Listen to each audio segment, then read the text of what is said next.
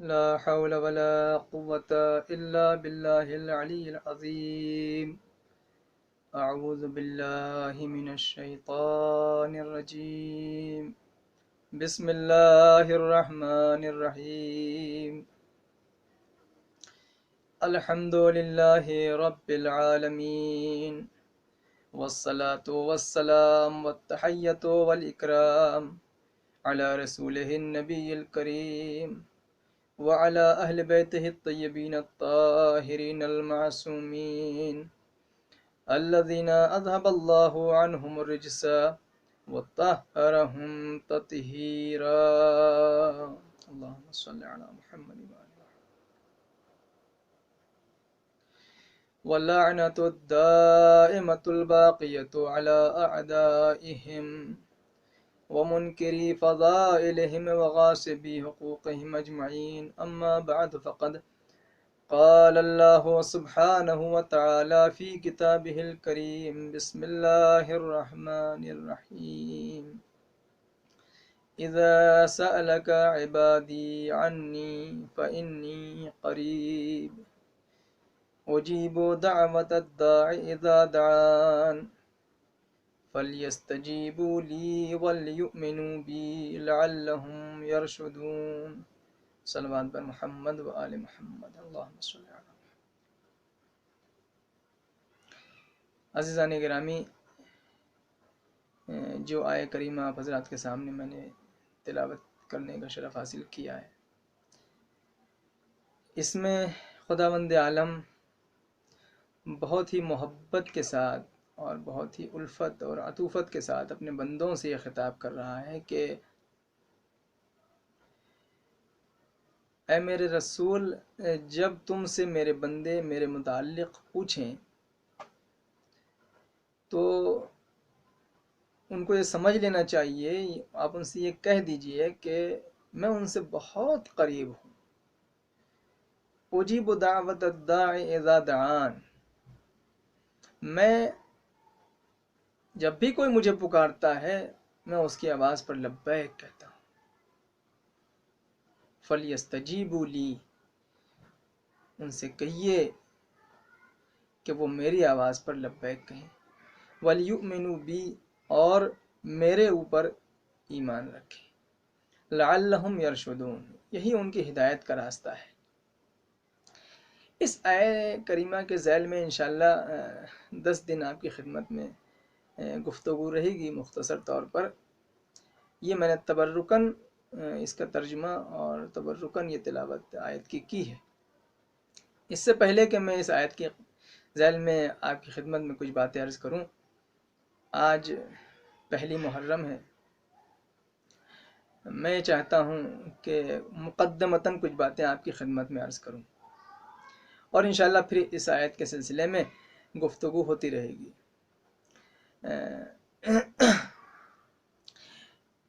جیسا کہ آپ حضرات سب جانتے ہیں کہ اس وقت ماحول اس طریقے کا ہے کہ وبا اور ایک بیماری کے چلتے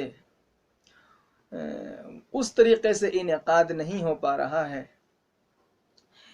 مجالس کا جس روش پہ پہلے ہوا کرتا تھا، اور انٹرنیٹ اور سوشل میڈیا کا سہارا لیا جا رہا ہے.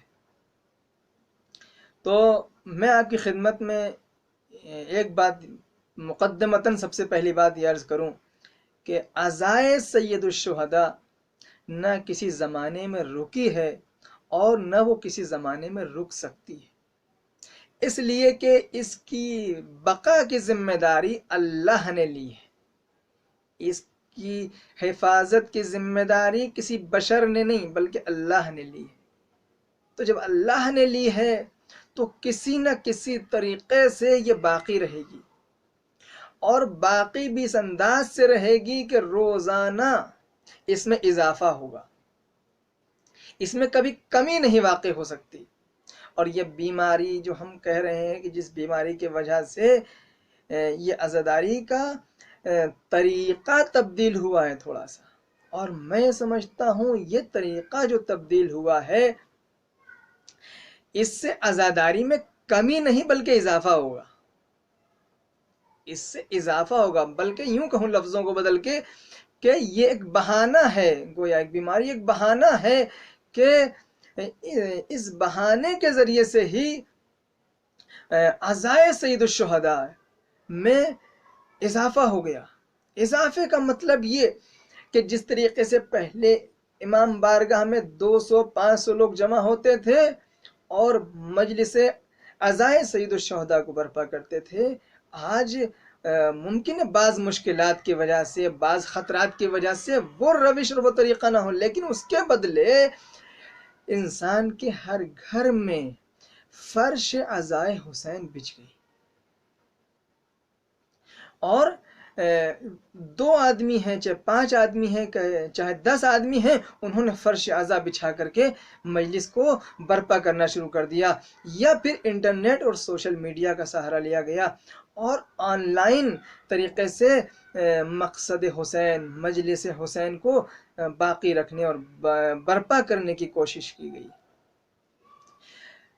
سوشل میڈیا، میں آپ کی خدمت میں عرض کروں، سوشل میڈیا ایک سیلاب ہے، آپ جدھر آپ نظر اٹھائیں وہاں کے اوپر سوشل میڈیا، ہر انسان کے ہاتھ میں موبائل، ہر انسان کے ہاتھ میں انٹرنیٹ، ہر انسان کے ہاتھ میں یوٹیوب، ٹویٹر اور واٹس ایپ، نہ جانے طرح طرح کے سوشل میڈیا کے ایپس، جس کے ذریعے سے انسان ایک دوسرے سے کنیکٹ ہو رہا ہے، اپنی باتوں کو پہنچا رہا ہے۔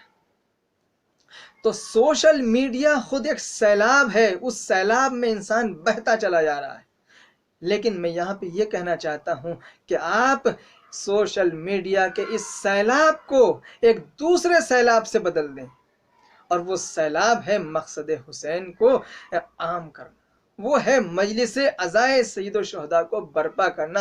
اتنی مجلسیں، اتنے پیغامات، اتنی حدیثیں، امام حسین کے مقاصد، کربلا کے افکار کو اس طریقے سے سوشل میڈیا کے ذریعے سے لوگوں میں نشر اور عام کیجئے کہ سوشل میڈیا کے اس سیلاب کو مقصد حسینی کے سیلاب کے تحت چلنا پڑے، اور دنیا میں جو جہاں ہے، جس جگہ پر ہے، اگر کلک کرتا ہے، کوئی چیز اوپن کرتا ہے، کوئی چیز کھولتا ہے، تو اسے فکر حسین، مقصد حسین، کربلا کی باتیں، امام حسین کا ذکر، مجلس، فضائل، مصائب کسی نہ کسی شکل میں اس کے سامنے آ جائے۔ یا اس سیلاب کے دھارے کو موڑ دیجئے، جب اس سیلاب کا دھارا مڑ جائے گا تو اس طریقے سے عزائے سید الشہداء مزید قوی ہوگی، مزید عام ہوگی، مزید دنیا تک پہنچے گی۔ تو یہ ذہنوں سے نکل جانا چاہیے کہ عزائے سید الشہداء کسی وجہ سے یا کسی خطرے سے کم ہو گئی، نہیں، بلکہ میں یوں کہتا ہوں کہ یہ بہانہ ہے فروغ عزاداری کا، یہ بہانہ ہو گیا نشر مقصد کربلا کو کے لیے بہتر سے بہتر۔ عزائے سید الشہداء اس زمانے میں کبھی کم نہیں ہوئی جہاں پر آج سے زیادہ خطرات تھے، جہاں کے پر جانوں کا خطرہ تھا، جہاں پہ اولاد کے سر کاٹے جاتے تھے۔ تو جب اس وقت کم نہیں ہوئی تو اس معمولی سے وبا کے ذریعے سے عزائے سید الشہداء کیسے کم ہو سکتی؟ نہیں ہو سکتی۔ عزیزان گرامی، اب دوسری بات میں آپ کی خدمت میں یہ عرض کرنا چاہتا ہوں کہ عزائے سید الشہداء ایک ایسی نعمت ہے کہ جو آپ کو دنیا میں بھی کامیاب کرے گی، آخرت میں بھی کامیاب کرے گی۔ میں آپ کے سامنے پیغمبر اکرم حضرت محمد مصطفیٰ صلی اللہ علیہ وآلہ وسلم کی وہ حدیث پیش کرنا چاہتا ہوں۔ آپ نے فرمایا کہ کل عین باکیۃ یوم القیامہ، قیامت کے دن ہر آنکھ رو رہی ہوگی، الا عین بکت علی مصاب الحسین، سوائے اس آنکھ کے جس نے حسین کی مصیبت پہ گریہ کیا۔ جو آنکھ غم حسین میں نم ہوئی ہوگی، روئی ہوگی، قیامت کے دن وہ روئے گی نہیں۔ پیغمبر آگے ارشاد فرماتے ہیں کہ بلکہ وہ عین، وہ آنکھ ضاحکتم مستبشرتم بنعیم الجنہ، جنت کی نعمتوں کی بشارتیں اس کو دی جا رہی ہوں گی، اور وہ آنکھ مسکرا رہی ہوگی، خوشی کے آثار اس کی آنکھ میں، اس آنکھ میں ظاہر ہوں گے، اس آنکھ میں خوشی کے آثار۔ شرط یہ ہے کہ اس دنیا میں غم حسین میں وہ آنکھ نم ہوئی ہو، روئی ہو۔ عزاداری کے سلسلے میں بہت ساری حدیثیں، ہزاروں حدیثیں، لیکن میں یہاں پر تبرکن آج چونکہ مقدمتاً کچھ باتیں عرض کر رہا ہوں، تمہیدی چونکہ گفتگو ہے، لہٰذا میں کچھ باتیں آپ کی خدمت میں اس حوالے سے عرض کر رہا ہوں کہ عزائے سید الشہداء کبھی رک نہیں سکتی، اور جو آنکھ اس عزا میں روئے گی وہ روز محشر خوش ہوگی، اس کا نجات کا سامان ہو گیا ہوگا۔ امام علی رضا علیہ الصلوۃ والسلام فرماتے ہیں، یبن شبیب ان کنت باکیا علی شیء فابک للحسین، اے ابن شبیب، آپ کو معلوم ہے جب محرم کا چاند نمودار ہوا تو آپ کے صحابی ابن شبیب مولا کی خدمت میں، 8ویں امام کی خدمت میں آئے، دیکھا کہ غم کے آثار ہیں، تو امام نے فرمایا، اے ابن شبیب، اگر تمہیں کبھی رونا آئے، کسی چیز کے اوپر تم رونا چاہتے ہو، فابک للحسین، تو حسین پر رونا، کیوں؟ فَإِنَّهُ ذُبِحَ كَذِبْحِ الْكَبْشِ، کیونکہ میرے جد حسین کو ایسے ذبح کیا گیا جیسے گوسفند کو ذبح کیا جاتا ہے۔ عزیزان گرامی، عزائے سید الشہداء میں کبھی رونے میں گریز نہ کریں، روئیں تو اس طریقے سے روئیں کہ شہزادی جو آپ کے آنکھوں کے منتظر ہیں، جو زخم حسین کے لیے مرہم کا کام کرتے ہیں، آپ کے آنسو، وہ آنسو رومال سیدہ میں جگہ پائے، وہ رومال سیدہ میں جگہ پائے۔ تیسری بات میں آپ کی خدمت میں یہ عرض کرنا چاہتا ہوں کہ اپنی عزاداری میں اور غم حسین کو منانے میں میں ہمیشہ اس بات کی تاکید کرتا ہوں، اور پھر آج اس کو میں ریپیٹ کروں گا کہ اپنی اس عزاداری میں، اس عظیم عبادت میں خلوص کو لانے کی کوشش کیجیے، بلکہ میں یوں کہوں گا کہ خلوص کے علاوہ جتنی چیزیں ہیں ان کو نکالنے کی کوشش کیجیے۔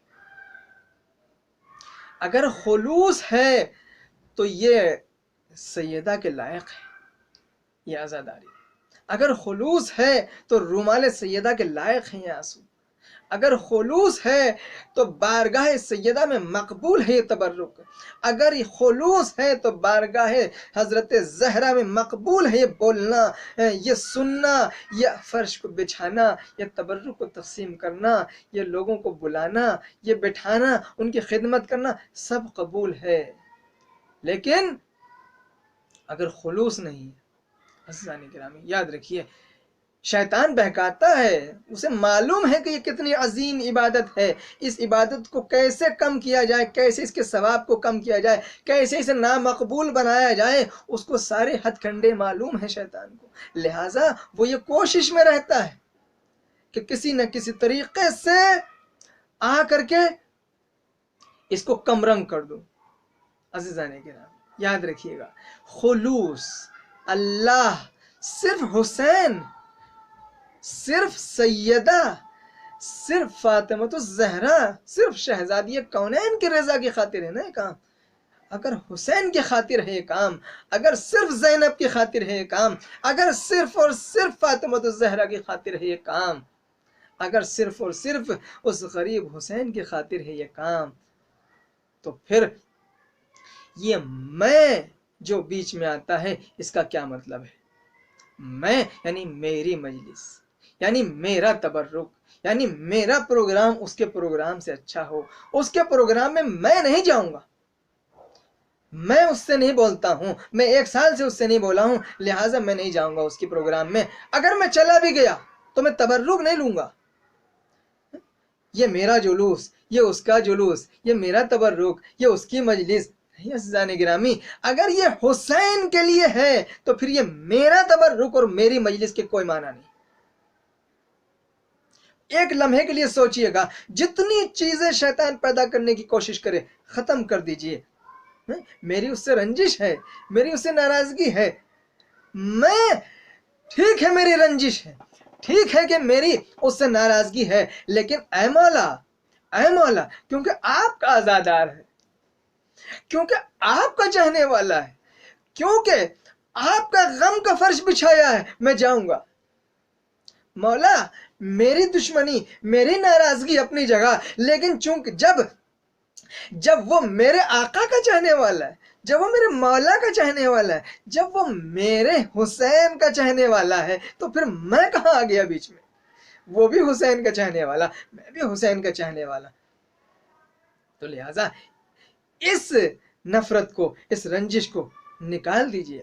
اگر ہم مجلسیں کر رہے ہیں لیکن پریشان ہے ہمارا پڑوسی، ناراض ہے میرا باپ، ناراض ہے ہمارا بھائی، ناراض ہے میری ماں، ناراض ہے میرا دوست، ناراض ہے میرا استاد، ناراض ہے میرے بچے، ناراض ہے میری بیوی، اگر یہ ساری چیزیں اگر ریپیئر نہ ہوئیں، ایک محرم کا چاند نمودار ہو گیا، اور پھر بھی اگر ہم نے ان کو ریپیئر نہ کیا، پھر بھی ان کی اصلاح کی کوشش نہ کی، تو عزیزان گرامی، محرم اس کا مطلب یہ کہ ہمارے اندر تبدیلی نہ پیدا کر سکا۔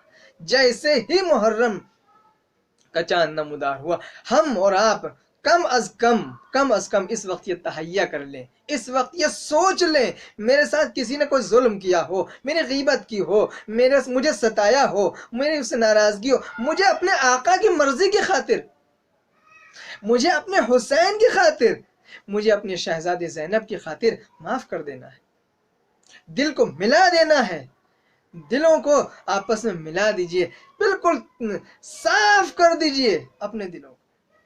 یہ ایک پیغام کربلا کا، یہ ایک پیغام اس محرم کا، کم از کم یہاں سے اسٹارٹ کیجئے محرم کو، یہاں سے شروع کریے محرم کو، اور اللہ سے مدد مانگیے کہ پالنے والے، ہم نے تیری رضا کو حاصل کرنے کی راہ میں یہ قدم اٹھایا ہے، اگر اس میں کوئی رکاوٹ آتی ہے تو تو میری مدد کرنا، تو میری مدد کرنا، تو میرے اس راہ میں کمک کرنا، جو رکاوٹیں، میرا کام تھا پہلا قدم اٹھانا معبود، باقی منزل تک پہنچانا تیرا کام ہے۔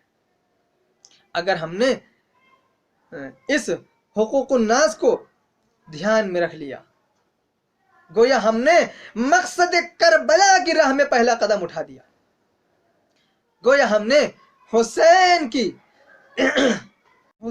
کی راہ میں وہ پیغام پر عمل کرنا شروع کر دیا۔ یاد رکھیے گا، اگر ہم نے یہ کام کر لیا تو یاد رکھیے کہ حسین ہم سے راضی ہے۔ عزیزان گرامی، ایک تیسری بات، چوتھی بات اور آپ کی خدمت میں عرض کروں، اور وہ یہ کہ عزائے سید الشہداء میں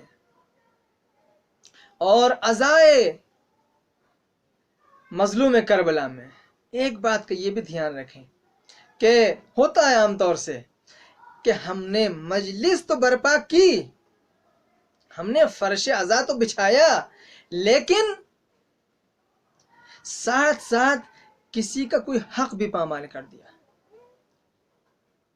ہم نے اتنے بلند آواز سے نوحہ بجایا، نوحے کو سنا، والیوم اتنا والیوم کو تیز کر دیا کہ ایک مریض جو پڑوس میں تھا اس کی نیند خراب ہو گئی، ایک جو ہمارے نیچے فلور پہ تھا یا اوپر فلور پہ تھا، اس کو ڈسٹرب ہو گیا، اس کی زندگی، اس کی نیند، اس کو پریشانی ہوئی۔ تو حسین کا غم کبھی یہ نہیں سکھاتا، حسین کا پیغام کبھی یہ نہیں سکھاتا کہ غم حسین مناؤ اور اس کے ذریعے سے کسی کو اذیت بھی دو، نہیں، اگر اذیت دے دی تو پھر غم حسین تو رہا لیکن روح نکل گئی۔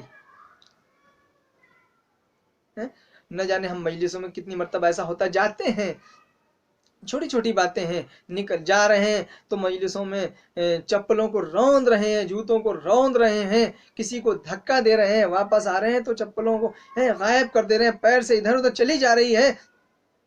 ہمیں کس نے حق دیا کہ ہم کسی کے مال میں اس طریقے سے تصرف کریں کہ اس کے جوتوں کو یا چپلوں کو روندتے ہوئے جائیں یا روندتے ہوئے آئیں؟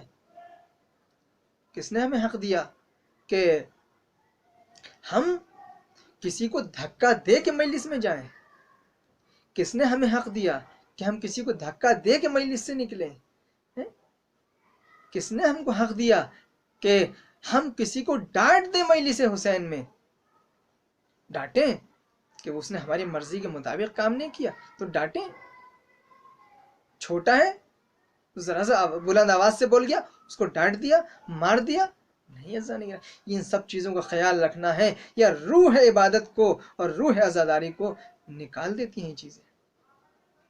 عزیزان گرامی، عزائے سید الشہداء، آج چونکہ تمہیدی گفتگو ہے زیادہ آپ کی خدمت میں عرض نہیں کروں گا۔ یاد رکھیں اپنی عزاداری میں خلوص کو شامل کر لیں۔ مولا آپ کی وجہ سے کر رہے ہیں، کسی کو برا لگ رہا ہے، کسی کو اچھا لگ رہا ہے، کوئی تعریف کر رہا ہے، کوئی نقص مذمت بیان کر رہا ہے، ہمیں اس سے لینا دینا نہیں، مولا آپ کی وجہ سے کر رہے ہیں۔ اپنی دانست میں اپنے علم کے مطابق کسی کے حق کو پامال نہ کریں، اور دل کے اندر صرف اور صرف حسین کی مرضی کا خیال رکھیں، بس۔ اگر ہم نے دیکھیں مجلس چاہے چھوٹی ہو اور چاہے بڑی ہو، سب میں یہ عقیدہ ہے نا ہمارا کہ حضرت سیدہ کونین شہزادی کونین مادر حسین حضرت فاطمہ الزہرا سلام اللہ علیہ تشریف لاتی۔ ایک بہت بڑے ذاکر تھے اور بڑی بڑی مجلسیں پڑھا کرتے تھے، بڑی بڑی مجلسیں پڑھا کرتے تھے۔ ان کے پاس فرصت نہیں ہوتی تھی وعدے لینے کی۔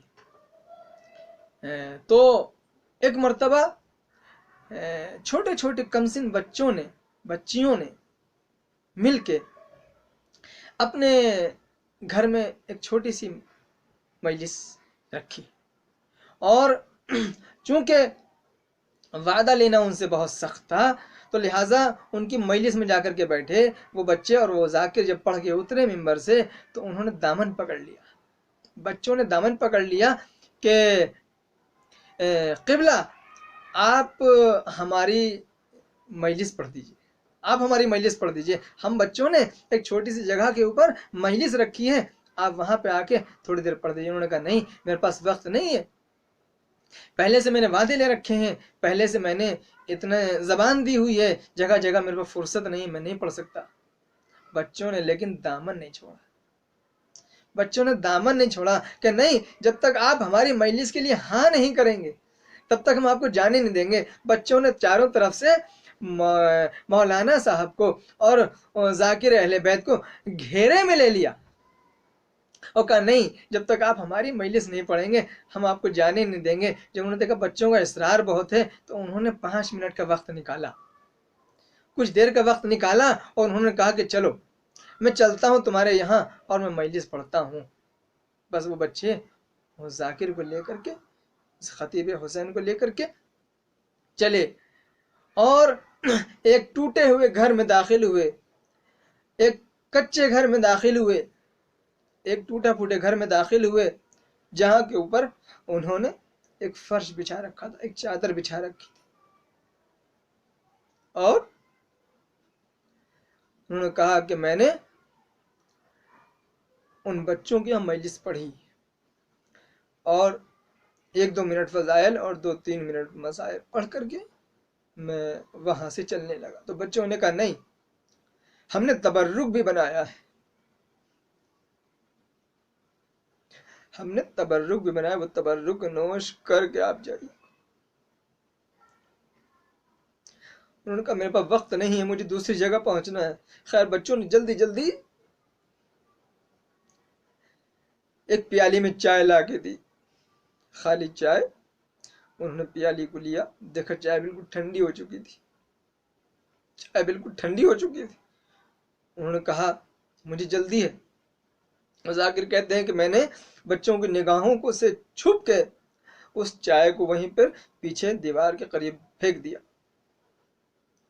اور چونکہ مجھے جلدی تھی تو میں وہاں سے جلدی سے نکل آیا۔ کہ میں نے سارے دن مجلس سے پڑھی، اور پڑھنے کے بعد جب میں رات کو گھر آیا تو سو گیا۔ جب میں سویا تو میں نے کیا دیکھا کہ ایک نقاب پوش بی بی میرے پاس آئی، اور آنے کے بعد کہتی ہیں اے میرے حسین کے ذاکر،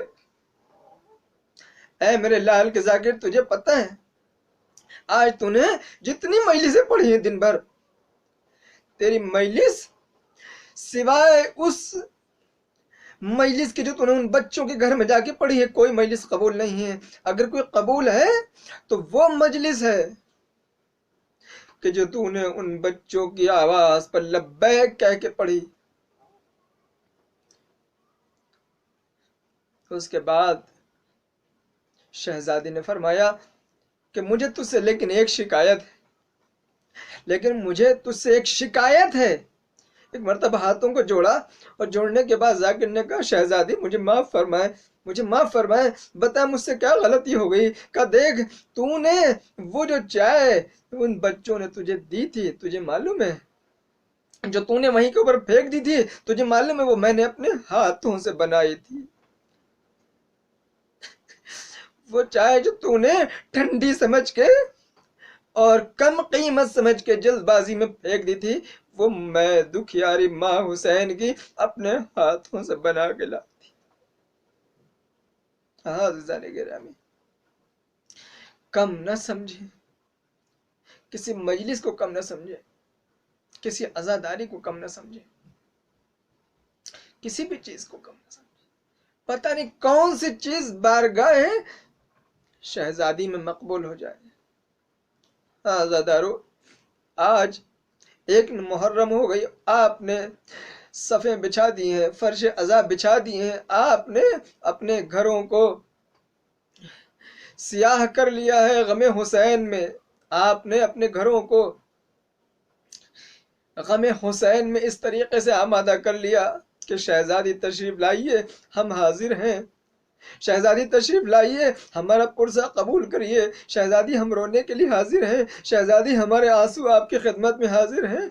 अजब नहीं, अजब नहीं, सकीना हुसैन की 4 साल की बेटी कहती होगी, ए दादी, ए दादी, ए काश ये रोने वाले करबला में होते, काश ये करबला में होते तो मेरे बाबा को शहीद न किया जाता। दादी, काश ये करबला में होते तो मेरे नन्हे नन्हे रुखसारों पर शहजादी अगर ये होते तो मेरे कान की बालियां। जज़ाकुम रब्बुकुम खैरल जज़ा। अज़ादारो, लिखा है कि जब हसन और हुसैन छोटे थे तो एक मर्तबा पैगंबर की आगोश में बैठे थे, एक जानू पर छोटा शहजादा, दूसरे जानू पर दूसरा शहजादा। एक मर्तबा नाना को प्यार आया, एक मर्तबा हसन को आगे बढ़ाया और दहन के बोसे लेना शुरू किए।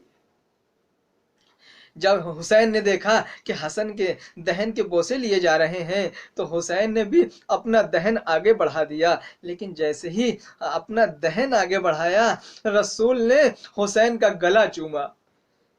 तो एक मर्तबा ये बात कई मर्तबा तकरार हुई, ये बात कई मर्तबा तकरार हुई। जब हसन को चूमना चाहते हैं तो हसन का दहन चूमते हैं, लेकिन जब हुसैन को चूमना चाहते हैं तो छोटा शहजादा अपने दहन को आगे बढ़ाता है, लेकिन पैगंबर हुसैन के गले को चूम लेते हैं। जब एक मर्तबा देखा हुसैन ने बर्दाश्त किया, 2 मर्तबा देखा बर्दाश्त किया, जब कई मर्तबा ऐसा हुआ तो एक मर्तबा जानू से उतरे, जानू से उतर गए और एक मर्तबा गर्दन को झुकाए वालिदाए गिरामी की खिदमत में पहुंचे। और एक मर्तबा शहजादी के पास जब पहुंचे तो शहजादी ने देखा मेरा हुसैन बड़ा नर्वस है, एक मर्तबा गर्दन झुकाए खड़ा है। अब जो गौर से देखा तो क्या देखा कि आंखों से आंसू जारी है, आंखों से आंसू जारी है। एक मर्तबा शहजादी ने फरमाया, ऐ मेरे लाल, ऐ मेरे लाल, तू रोता क्यों है? कहा मुझे नाना से शिकायत है। कहा क्या हुआ? कहा भैया का बार बार दहन चूमते हैं।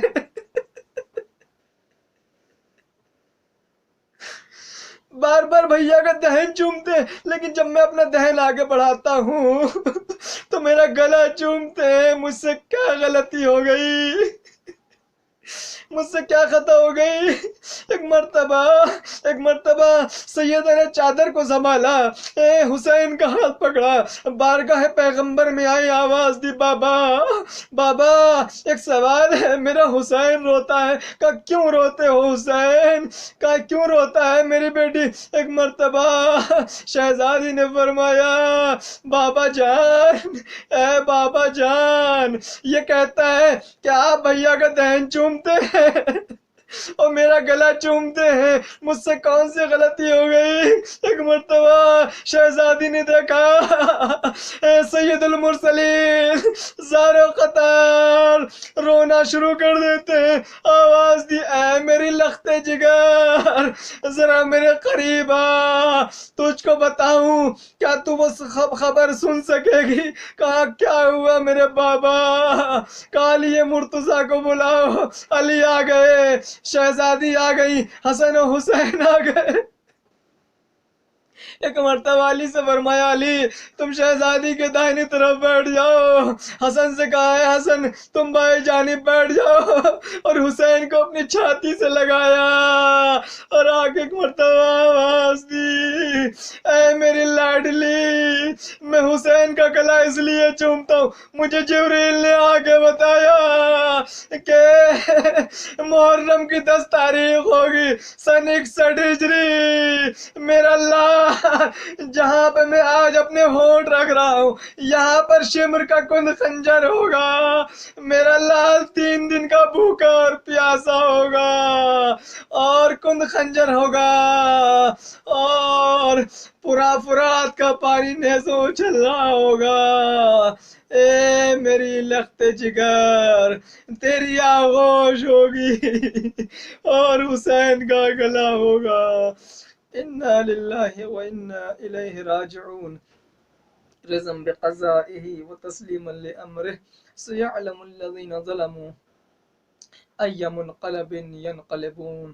بار الہا تجھے محمد و آل محمد کے واسطہ ہماری اس عبادت کو قبول فرما، پالنے والے تجھے محمد و آل محمد کا واسطہ ہماری عبادتوں میں خلوص عنایت فرما، پالنے والے ہمیں غم حسین کو بہتر سے بہتر طریقے سے انجام دینے کی توفیق عطا فرما، پالنے والے تجھے محمد و آل محمد کا واسطہ ہمارے زمانے کے امام کو ہم سے راضی و خوشنود فرما، ہماری اس عبادتوں سے، ہمارے اعمال سے ان کے دل کو راضی اور خوشنود فرما، ان کے ظہور میں تعجیل فرما اور ہم سب کو ان کے ناصروں میں شمار فرما۔